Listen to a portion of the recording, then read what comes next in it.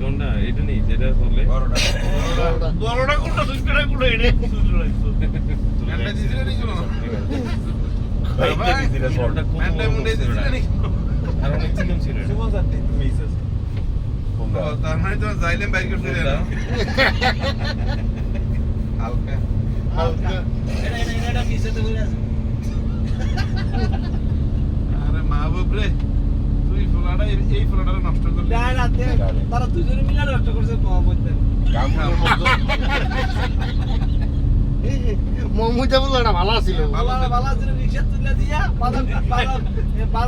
খাওয়া অভ্যাস করে লেছে প্রাণ বাড়িয়ে